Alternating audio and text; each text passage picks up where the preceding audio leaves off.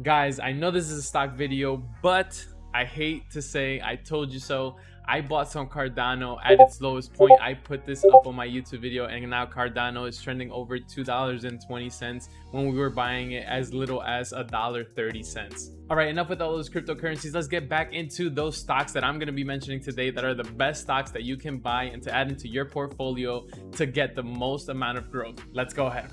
Yo, what's going on, everyone? So yes, we're going to be talking about some stocks today, and right now the first one on the list, I'm not going to be going too in depth into these stocks or these ETFs that I'm going to be talking about. It's just a general overview so that you guys know exactly what to invest in.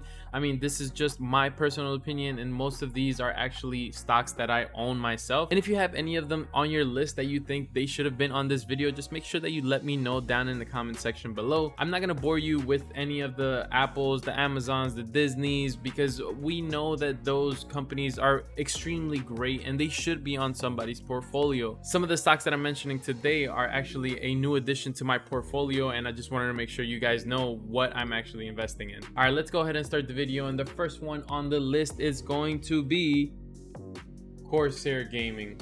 So why am I choosing Corsair Gaming? Honestly, if we look at their 1-year growth, they actually just IPO'd in September of 2020, and since then they've had around a 45% increase since their IPO. I really think this company is amazing. Honestly, like, they've been out since 1994, and let's just look at these numbers right here. For their revenue is 1.7 billion as of 2020. I just think that's amazing. I mean, obviously there's not a lot of companies out there that can get a type of revenue like this. During the past 5 days, they have been down. During the past month, they've been down as well for approximately 11%, and this just means that it's another buying opportunity. I think analysts are saying that this could be a $30+ stock. So this is why this is on my list, and I've been actually adding it to my portfolio, and this is a new stock that I have in my portfolio right now. All right, the next one on the list is going to be, yes,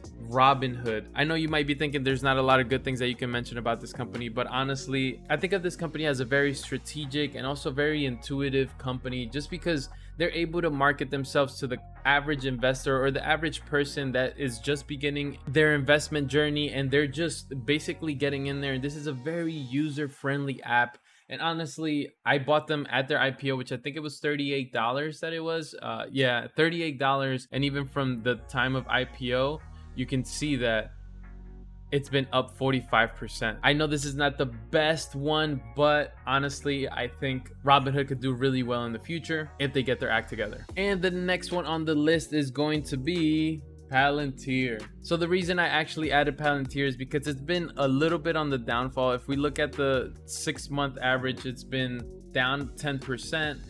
To the year, it's actually up about 170%. I've been buying this stock since it was down here in the 9s and the 10s. I'm just gonna say that this company does things that no other company is doing. They work with a lot of analytics. If you didn't know, we actually have an abundance of data that hasn't even been processed or touched, and Palantir is basically getting all of that data and extracting it so that it could be usable for the country, for the government, or things like that. I think this company can definitely do really well in the future. If you look over here, their revenue for March 2021, it's 341 million, which is a 48% increase year over year. This company has been increasing revenue, I believe, in June 30 as well, and it's just doing really well, and that's why I keep adding more Palantir into my portfolio. And the last one that's a little bit controversial and a lot of people might not like it, it is going to be Tencent. The reason why I am adding this in here is because even though this company has been struggling for the past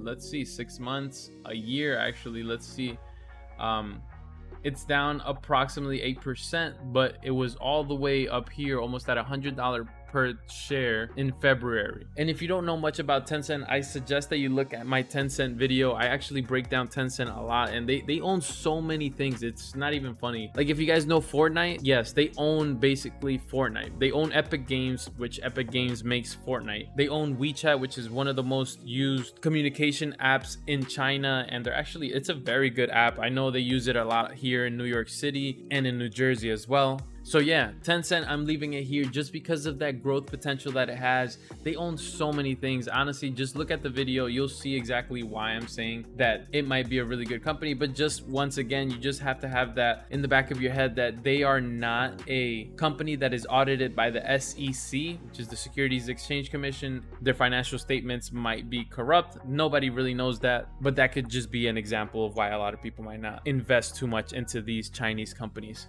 I know I said this one was the last one, but I just wanted to add this extra one. You guys know about this. It is VTI. VTI is an exchange traded fund, or also known as an ETF. They were created by Vanguard, and honestly, this ETF has been doing extremely well over the year. Let's say 1 year, you're looking at almost a 31% or 32% growth just in 1 year. In 5 years, you can see the growth of 103%. It includes all of the major companies out there, like the Apples, the Microsoft, the Disneys, the Amazons, and even including some of the ones that I just mentioned here. If you don't know, if you're not sure of what to invest in, remember, this is not financial advice, but this is what I do. I just invest in an ETF if I'm not sure if I want to get into a lot of other stocks or things like that, because individual stocks and picking stocks is extremely difficult. So there you guys have it. This is all I wanted to leave you with. I wanted to show you exactly where this Tencent video is right here. The Chinese stock market and Tencent. Check it out. I break down exactly what I think about Tencent, and there's some other companies that are there. I hope you enjoyed the video, and make sure you do your due diligence, which is just making sure you research all of these companies. Don't just take my word for it. Make sure that you learn, just so that you can always be better next time whenever you make trading decisions or investment decisions. And like I always say, we're here breaking the cycle, making sure that our future generations are wealthy and healthy. I'll catch you guys on the next one. Peace.